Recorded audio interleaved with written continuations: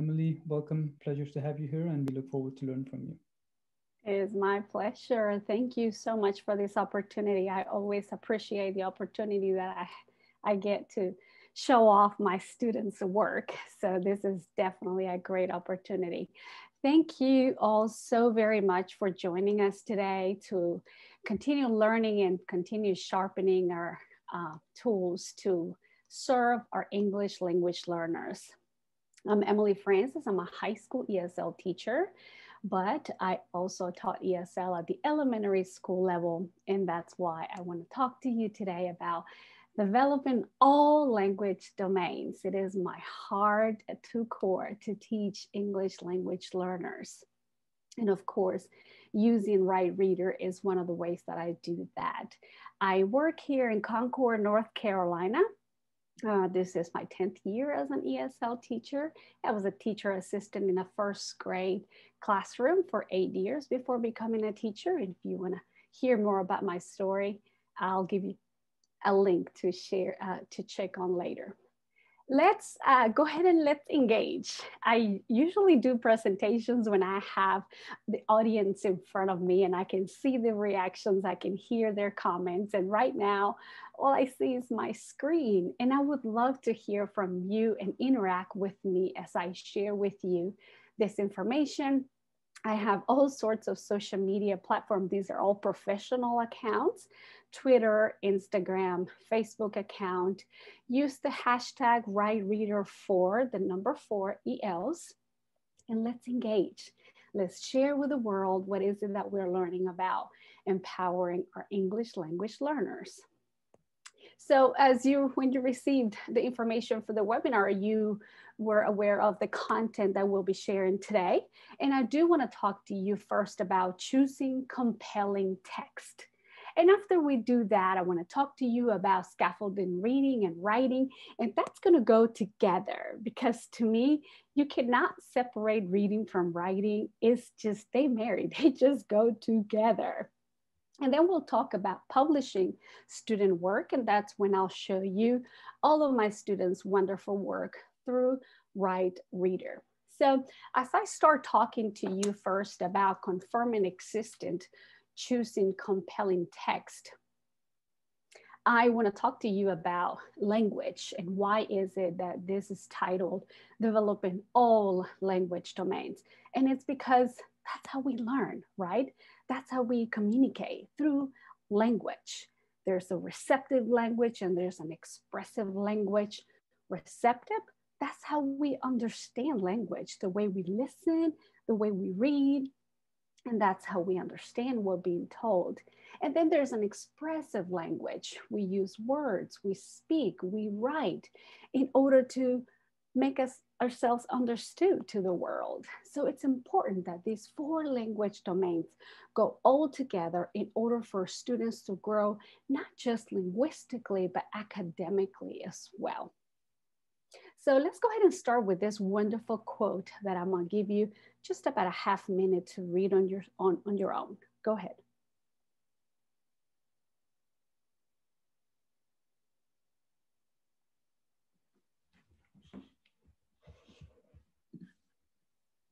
Now let me read it to you. It is by Matt de la Peña. He is an author. It is incredibly empowering to see yourself as the hero in a book. Nothing can replace the unspoken validation a kid feels when they see themselves on the page. It confirms existence. And I wanted to start with this right here, just because it is so important. It is our responsibility as teachers, as educators, to protect and advocate for our students' individuality and making sure that they know that they exist, making sure that we find books that represent our students. It is a responsibility to make sure that the books that we use are a reflection of who our students are. You see, what happens is when you begin using books that do not represent students' background, students' language, or students' culture, then the message that we give them is that they do not exist And that is the worst message an English language learner can get into their hearts, that they don't matter because they're not being reflected in text. Some of the books, for example, that I'm not going to give you a whole list of books for you to choose, but some of the books that I use, for example, will be Dreamers by Yuji Morales, Turning Pages by Sotomayor, Jacqueline Woodson, The Day You Begin, I'm New Here by Anne O'Brien. So those are some of the books that I use in my classroom to make sure that students know that they exist, that they matter in my classroom, in schools, in communities, and in society. So what I want to do is I want to go ahead and have you go in the chat and give me some titles. Go ahead and share. What titles have you used in your classroom besides Peter Rabbit? Besides Dr. Seuss, all of those famous books that get so much attention. But think about one of the books that you have used in your classroom that you know represents your students. So head over to the chat and type in some titles for us.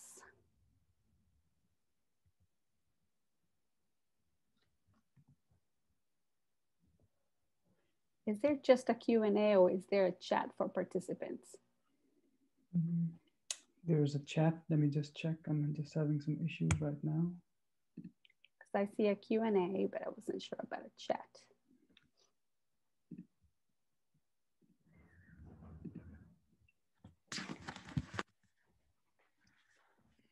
All right, so hopefully it came to mind and to heart. One of the titles that you have used in your classroom, I can give you many, many titles. It is our responsibility as teachers to make sure that we are learning ourselves in order to make sure that we are aware of what books to use. When we, of course, when we learn and we are reading about other experts, we are impacted. For example, this is how I choose my books. There are two books that I use: Reading to Make a Difference and Being the Change. So these two books have taught me and have helped me, have guided me as far as what books I need to use in my classroom so I can reflect my students' backgrounds and my students' languages. Because what I learn as an adult is going to reflect in the books I choose, and it's going to reflect in the lessons that I create. For example, this one, Reading to Make a Difference by Lester Laminack and Katie Kelly. This book gives you a lot of information about how to select books, how to reflect on the books that you are selecting, how to take action after you read it, and the next steps that you would take. So this is a wonderful book that you can use, especially K6. It gives you, after each chapter, it gives not only gives you lessons that you can do in your classroom, but it also gives you a list of picture books that you can use in order to engage your students' background and culture. That's one of my go-to books. When I'm preparing lessons, that's one of my go-to books. The other book that I use, especially now at the high school level, middle school and high school, Being the Change is another book that I go to, especially when I want to make sure I highlight race and gender and politics and religion, any of those lessons that matter for students today. This is the book that I go to, because it's not just about choosing a diverse book. It's choosing a book that is going to cause inclusion, that is going to be culturally relevant, not for the teacher only, but for the student. So these two books, you are going to get a link to how to get those two books. And I promise you this will be your go-to books in order for you to find quality textbooks that you can use in your classroom for your students. So now, of course, it's not just about reading those books, but it's also about scaffolding the reading and being intentional with scaffolding the writing. So here's what we're going to be talking about. How do we make sure that students are understanding the text Because remember, it's not just about flipping the pages. It's not just about following and tracking with your finger like a first grader might do. It's about reading and comprehending the text. It's about being impacted by the text. And then, of course, it's about responding about the text. So how are we going to help our students to make sure that they can read to understand versus just tracking? So this is when I have for you a couple of tips that I use in my classroom. Remember, I'm not a researcher, I'm not an author, I'm not a writer. I'm just a teacher who always looks for tools to make content comprehensible for students. So one of the tools that I use and one of the strategies that I use is read alouds. Again, I go back to that list of books. I choose a high quality book for my students and I do a read aloud. But I have to be very cautious about it because it's not just about reading the words from a page. It's about being cautious and modeling, showing them how I do think out loud. While I'm reading the text, I'm reading, wait a minute, why is she doing this in the book? Why is he saying that in the book? And I show my students what it is to think out loud when I'm reading. I highlight the illustrations. So if I'm reading a book out loud, I don't just turn the pages, but I tell my student, let's look at the illustration. What does she look? Let's look at her face. Her facial expression shows that she is probably confused, so probably thinking about what the other kids are doing. She does not look very happy. So I show my students what it is to pay very close attention to illustrations. And then I teach them how to make connections. Hey, that happened to me in the book. I remember, just like that happened in the book, it happened in my life. So I show them how to make a connection. So read aloud is a great strategy for you to model your students and to build that language that they need to hear. Because remember, language is acquired by making meaning, by understanding. So when they see that you're making connections, when they see that you can highlight the pictures, then students begin to make connections. Now, remember I told you reading and writing goes together. So while I'm doing a read aloud, here's the interactive read aloud. And this is what the writing piece comes in.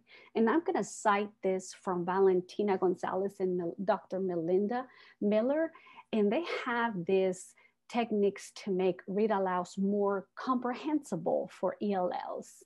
One is including opportunities for peer-to-peer interaction.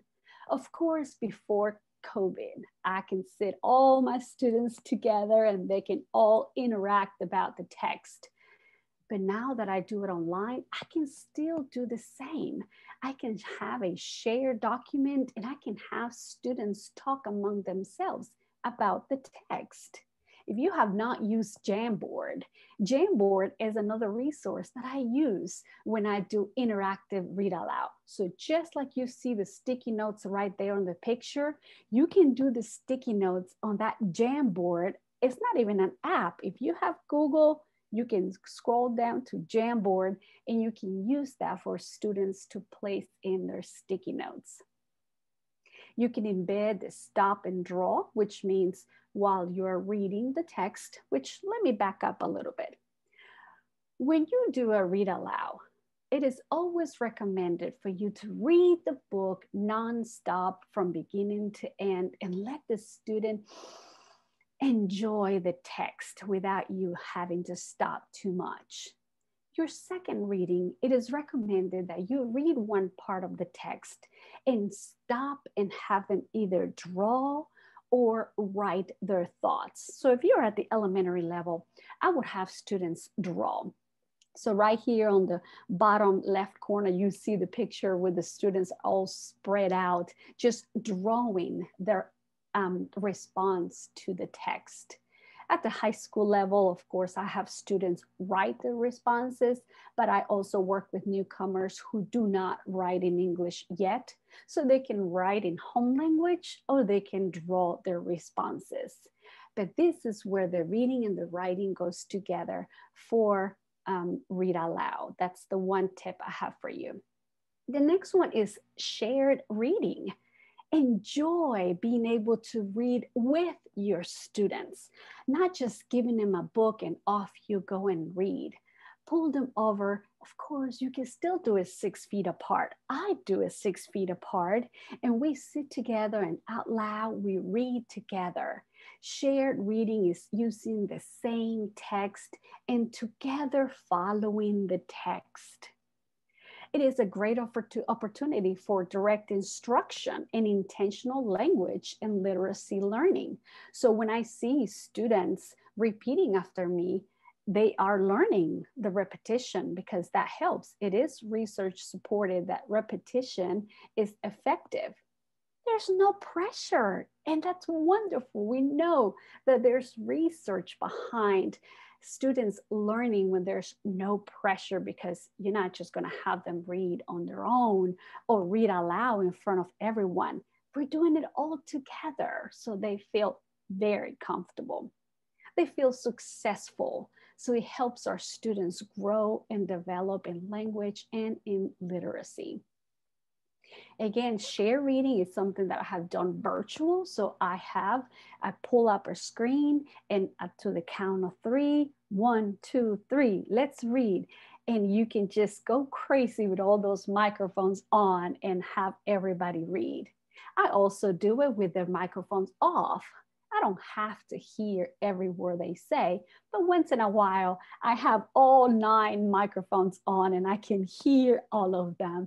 And it's just so wonderful to hear them repeat those words after me.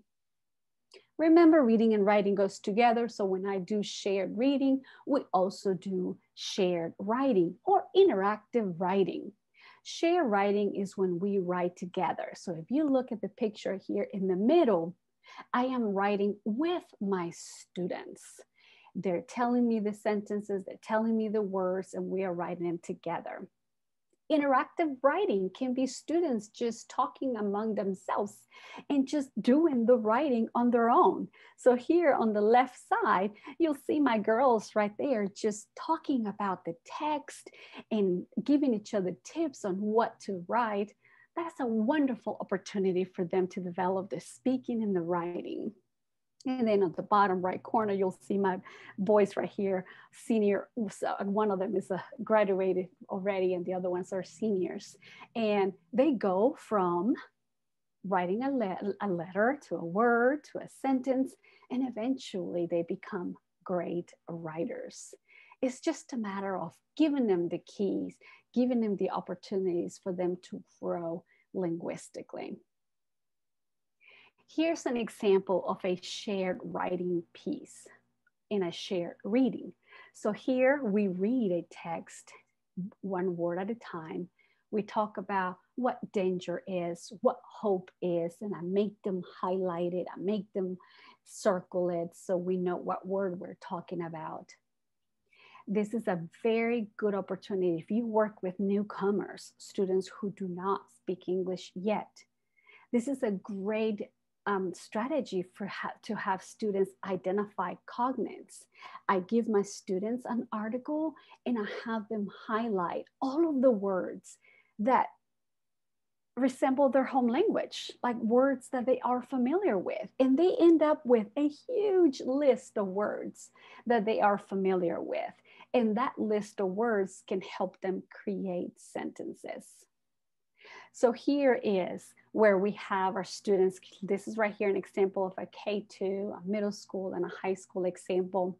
Again, we started with a read aloud, and then we scaffolded to talk and interact and talking among themselves. And then they became writers. Of course, is on a paper. And we started with a word and then a sentence and then a paragraph.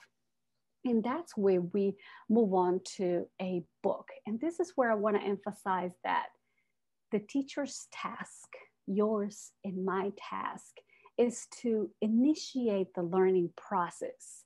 And then what we do is we get out of the way and we let them shine. So once my students get to this point right here, where they're ready to show the world the work that they have done. Not only I can use these to decorate my room because they have done such an amazing job, but I also move on to the publishing part. And I think this is very important because it encourages students that when they get to the end of writing a piece, they can start publishing for others to be able to read. They're not interested in Mrs. Francis, the only one reading their book or their story. They want more people to read and appreciate their work. This is when I turn to WriteReader. And why? Why is it that I do this? And you see how many years I've been using this platform, because I tweet everything I do. I tweet it. So it allows me to tweet my students' work. It allows me to put it on Facebook. It allows me to take a link and put it on my blog.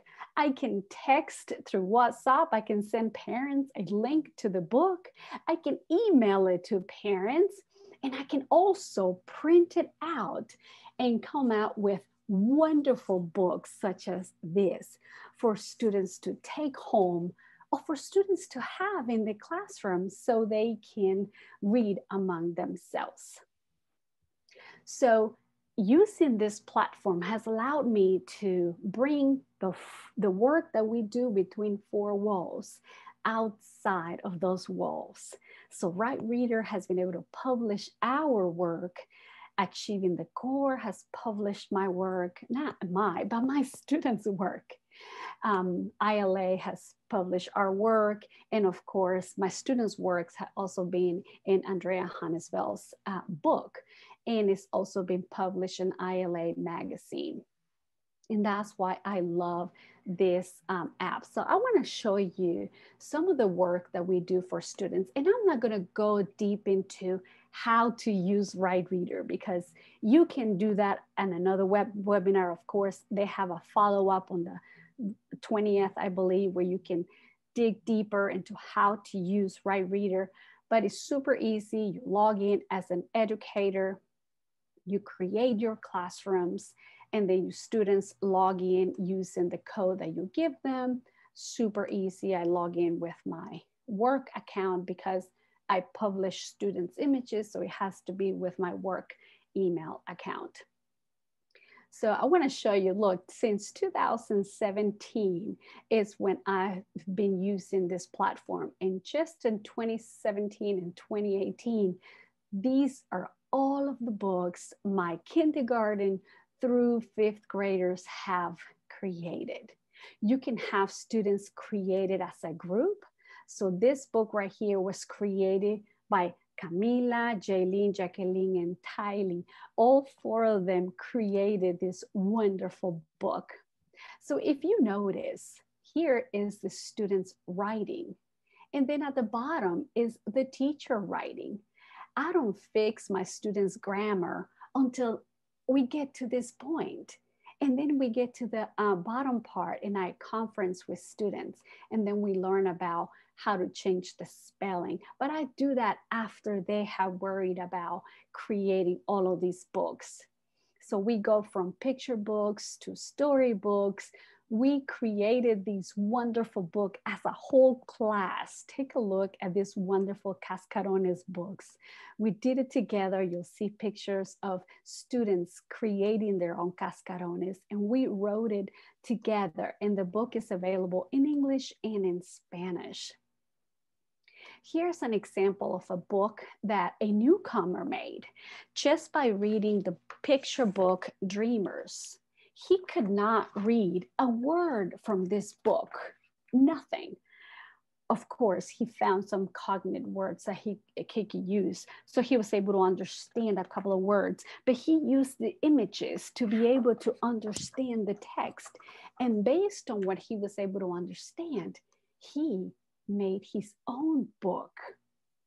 Very basic sentences, but it was his work. He was able to read it. He was able to write it. He was able to comprehend it. And now he can talk about his own migration because he did it. And another wonderful, wonderful tool and feature that WriteReader has is that the student can record. So here we go about developing all language domains. Not only the student is reading and writing, but look at this. I hope you can hear it. Second, they walked to USA.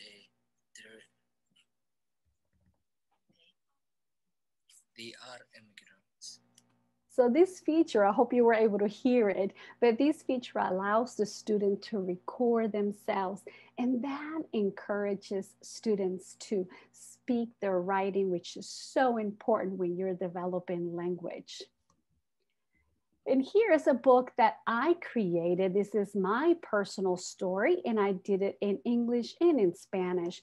And I used this book about my personal journey and my background to be able to encourage students to create their own. So here, when we go back to my classes, here is my, oh, I may have to go out of this one. But I want to show you how my high school students, if you work at the high school level, I wanted to show you the wonderful work that my high school students do. Because when students understand that their stories are validated, when students understand that they are important and that their experiences matter, they begin to tell their own stories. So I wanted to show you here about how my high school students were able to write about their own life. So here you have Abraham's life, you have Silali's life, you have Jorge's life. They were encouraged to write about their own personal experiences because I shared my own.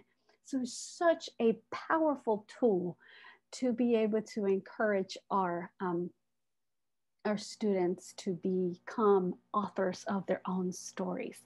So let's go back as to why WriteReader and why use this platform.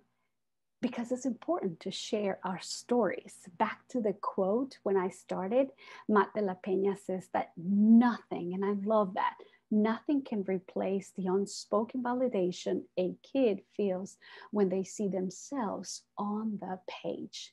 When students see that they are not just the author, but they are the center of the stories, then they become such great readers and writers and successfully in academics as well. All right, so this is all I have for you. So let's go ahead and move on to questions. But before we move on to questions, I do have several resources. You will get a copy of this presentation. Here's a link to several lessons that I have based on WriteReader and picture books. So you can just click on these links and there are some lessons already created there for you from kindergarten all the way through 12th grade. There are some resources that I have piled up for you if you want to go ahead and use them. Very helpful links that gives you authors and pages and books that you can use for your lessons.